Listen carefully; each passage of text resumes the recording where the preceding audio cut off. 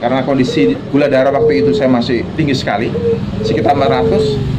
Saya ambil sekitar 5 helai daun insulin ini, lalu direbus dengan 3 gelas air.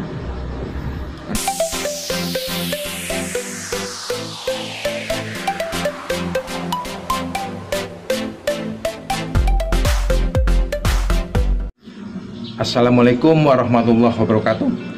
Kawan tani, jumpa lagi dengan saya Mujibur Rahman. Di kesempatan kali ini saya akan berbagi cerita tentang pengalaman saya yang pernah terpapar COVID-19 varian Delta yang disertai dengan penyakit diabetes atau bisa disebut penyakit gula darah. Kawan tani, pada awal Agustus 2021 saya sudah terkena atau paling tidak ada gejala-gejala saya terpapar COVID-19 varian Delta. Ciri-cirinya yang umum kita ketahui, sesak nafas, demam, pusing, capek, itu saya alami. Memang di saat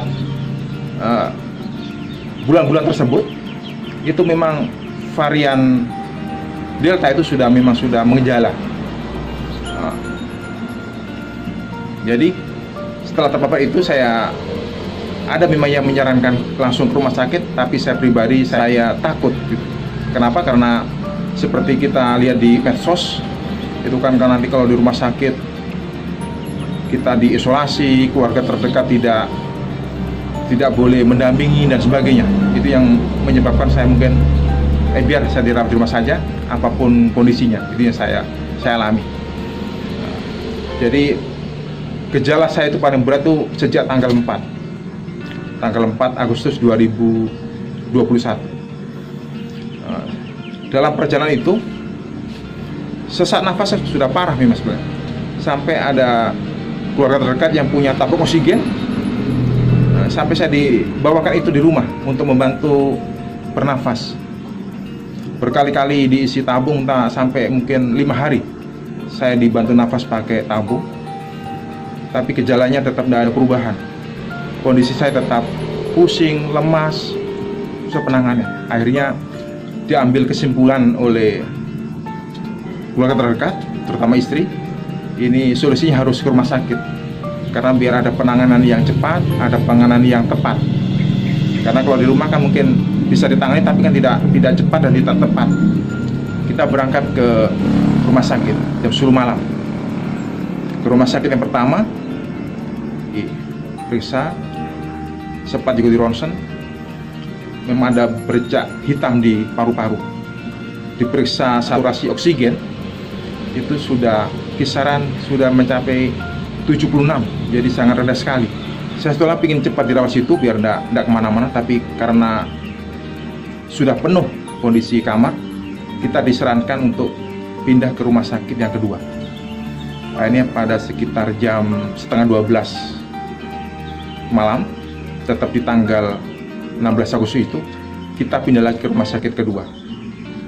Sama di sana juga sempat rawat sebentar di ruang WD, karena kondisi juga penuh kamarnya. Akhirnya kita juga disarankan lagi pindah ke rumah sakit yang ketiga.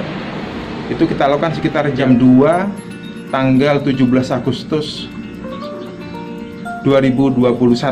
Jadi setelah di situ ditempatkan dulu di Selasar, karena memang kondisi kamar sudah penuh dengan penderita yang lain, terutama penderita COVID-19.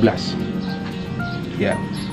Setelah dari situ diambil sampel darah dan macam-macam itu pada jam 10 di tanggal yang sama, yaitu jam 10 pada tanggal 17 Agustus 2021 saya sudah ditempatkan di ruang perawatan. Jadi bersyukur sekali karena dengan ditempatkan di ruang perawatan, ya kita sudah nyaman, tidak kedinginan karena tidak di Selasar, terus akses ke kamar mandi sudah dekat, jadi agak sedikit nyaman. Setelah ditempatkan di situ, ada banyak perubahan karena bisa obat masuk, infus mungkin bisa dilakukan. Jadi pelan-pelan pulih. kondisi saya. Tapi tetap juga setelah saya itu dirawat sekitar 11 hari di rumah sakit, kondisi saya itu tetap tidak ada perubahan dari sisi lemasnya. Kalau dari sisi pusing mual yang memang bawaannya varian Delta itu sudah tidak ada. Tapi kondisi saya yang sering buang air kecil, terus lemas, itu tetap saya alami. Akhirnya sama tim dokter itu diperiksa, diambil sampel darah, bawa ke lab. Akhirnya keluar hasil labnya itu saya divonis terkena diabetes. Kadar gula darah itu saya mencapai 450. Kawan Tani, sepertinya saya menderita diabetes sudah lama. Karena ciri-ciri penderita diabetes itu pun saya baru tahu, saya browsing di internet. Ciri-ciri utama itu seperti misalnya sering buang air kecil, mata itu berkunang-kunang atau kabur. Terus kalau luka itu susah sembuh, itu memang saya alami sekitar 2 tahun sebelumnya. Sudah lama kayaknya memang. Cuma saya tidak tahu itu penyakit apa. Saya pikir itu hal-hal yang normal saja.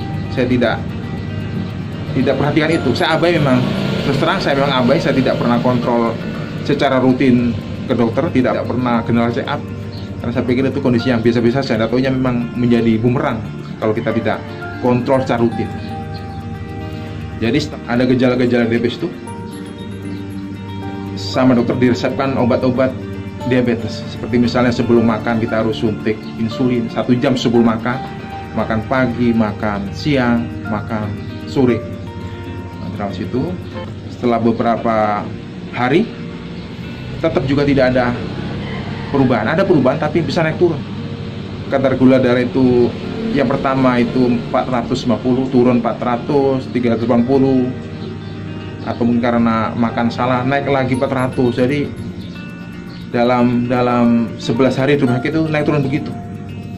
Akhirnya dokter disarankan untuk pulang dengan dibeli resep dan ada kewajiban kontrol tiap seminggu sekali.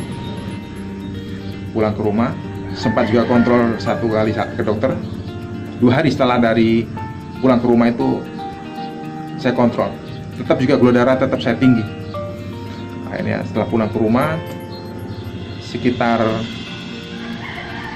3-4 hari setelah di rumah itu tetap saya jalankan itu suntik insulin sebelum makan 3 kali.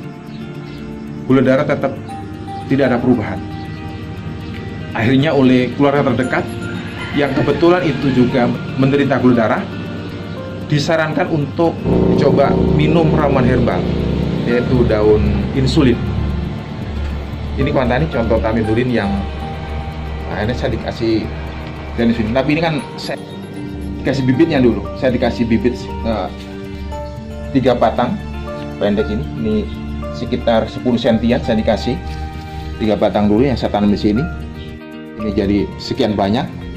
Jadi saya terapkan saran dari keluarga yang memang menderita diabetes yang sembuh dengan daun insulin ini, yang biasa disebut yakon, nama ilmiahnya Semalanthus soncifolius.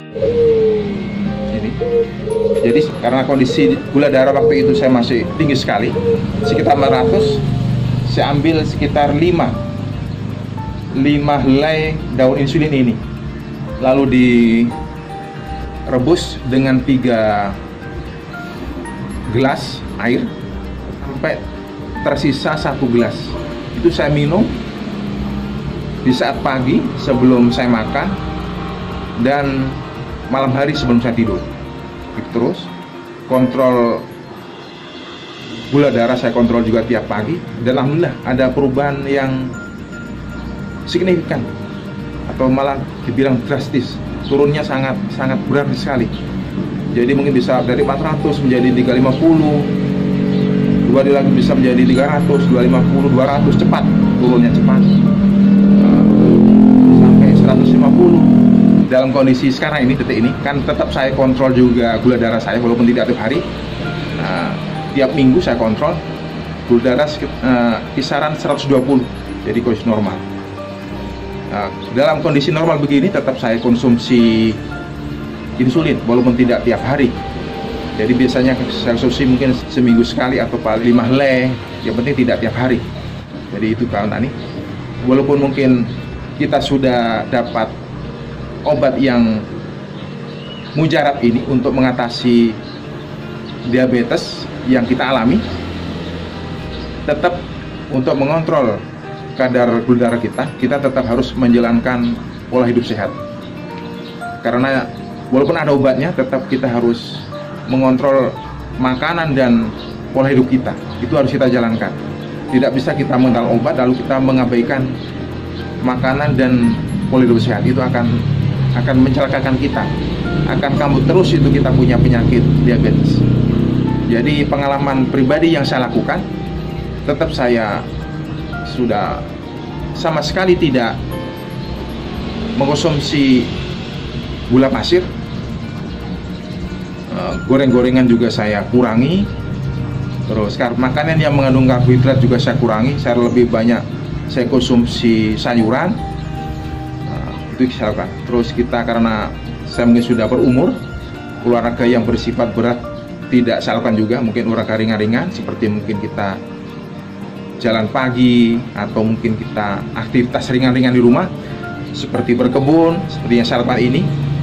Nah, ini saya berkebun juga. Ini kan aktivitas yang saya lakukan hari-hari, mungkin cukup kalau mungkin pas tidak ada hujan kita siram, kita cangkul pelan-pelan, itu kan sekitar setengah jam satu hari. Jadi aktivitas yang olahraga tapi tetap mempunyai sisi positif untuk menghasilkan, paling tidak itu menghasilkan kebutuhan sayur untuk dikonsumsi sendiri. Itu saya lakukan. Tadi semoga pengalaman pribadi saya yang pernah menderita COVID-19 varian Delta yang disertai dengan penyakit diabetes ini bisa membantu kawan tani, merekomendasikan kepada keluarga terdekat atau yang mengalami sendiri sakit diabetes atau kadar gula darah ini, bisa mempraktekkan dengan minum ramuan herbal ini.